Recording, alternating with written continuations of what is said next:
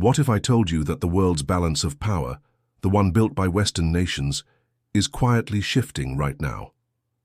For decades, the West dominated everything, from technology and trade to military might and cultural influence. But today that system is changing, not with loud wars or sudden collapses, but through quiet deals, rising economies, and a new kind of global order. Is this the fall of Western power? And what's really happening globally? Before we dive in, don't forget to subscribe if you love eye-opening stories that challenge how you see the world. Chapter 1. The Age of Western Dominance. For nearly 500 years, Western nations shaped the world. From the British Empire to the United States, power was defined by control over colonies, resources, and narratives.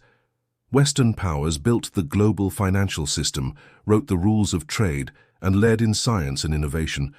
But this dominance came with inequality. While the West advanced, much of the global South was left dependent, exploited, or underdeveloped. Yet in the 21st century, that script is flipping. Chapter 2. The Rise of the Rest. For the first time in modern history, developing nations are no longer waiting for Western approval. China is building infrastructure across continents. India is becoming a tech and space powerhouse, and African nations are forming new trade blocs and digital economies. These countries aren't just catching up. They're redefining what global leadership looks like. Their rise isn't fueled by old colonial systems, but by new models: digital trade, renewable energy, manufacturing, and regional partnerships that bypass traditional Western channels. Chapter 3. The Silent Economic Shift. Western economies were once the heartbeat of global growth, but now debt crises, inflation, and slowing productivity are exposing cracks.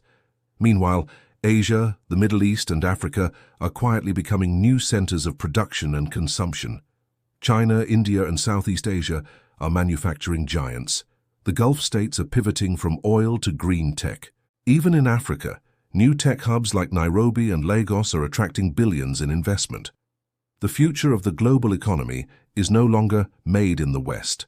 It's made everywhere. Chapter 4. The Cultural Rebalance.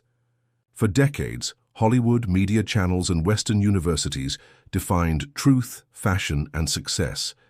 But today the internet has democratized influence.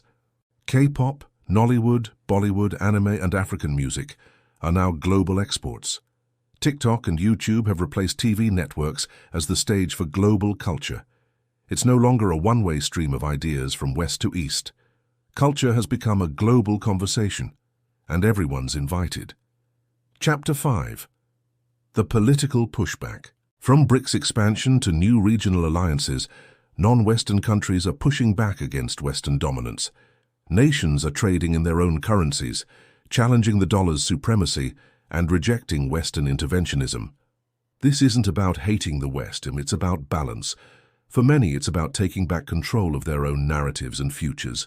But make no mistake, this shift is not without tension.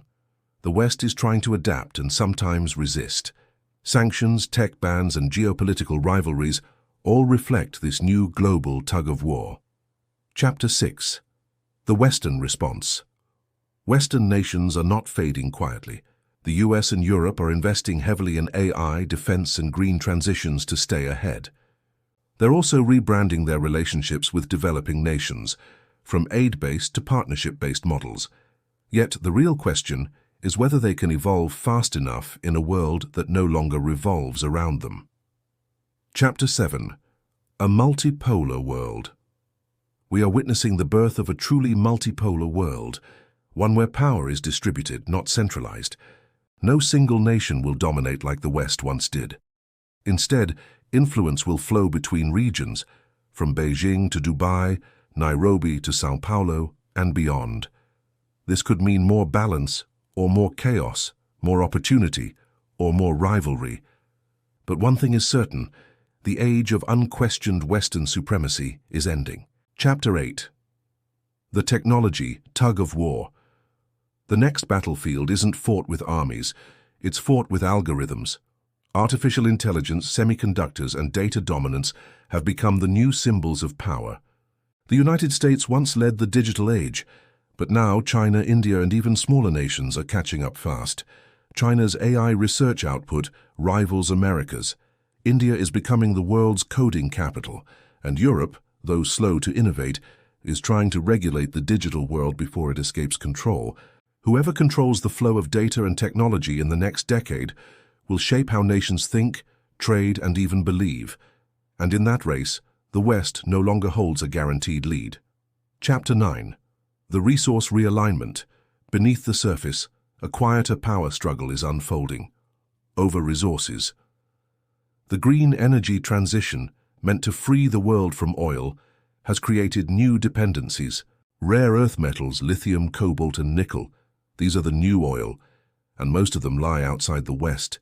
Africa, South America, and Asia are suddenly at the center of global competition again, but this time they're demanding better deals.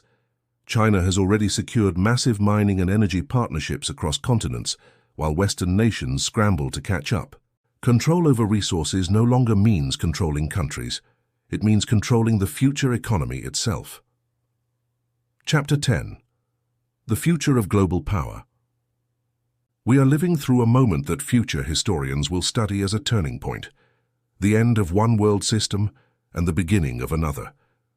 But the real story isn't about decline or dominance, it's about adaptation. Western nations still have immense innovation, culture, and military power, but the monopoly is gone. In the coming years, success won't belong to the biggest economies.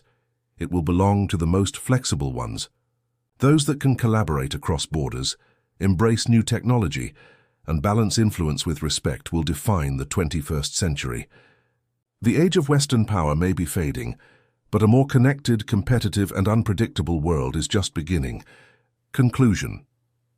The shift of global power isn't a fall, it's a rebalancing. And perhaps for the first time, humanity has a chance to build a world where power is shared, not imposed, because the future won't belong to the West or the East. It will belong to those who adapt, innovate, and collaborate. If this video opened your eyes, hit the like button. It helps more people discover the truth about what's really happening globally. And don't forget to subscribe for more stories that make you think deeper about the world we live in.